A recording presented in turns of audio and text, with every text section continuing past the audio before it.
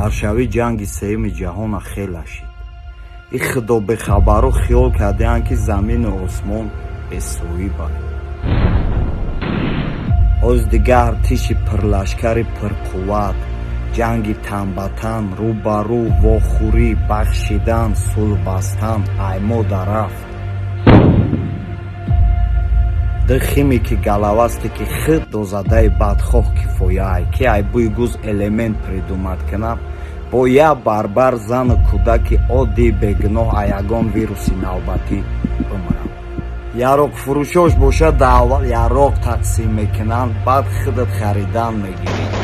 охир оқа яроқа аслие ки сохта мешавад бояд фурӯхта шавад. Классическая барижная тема.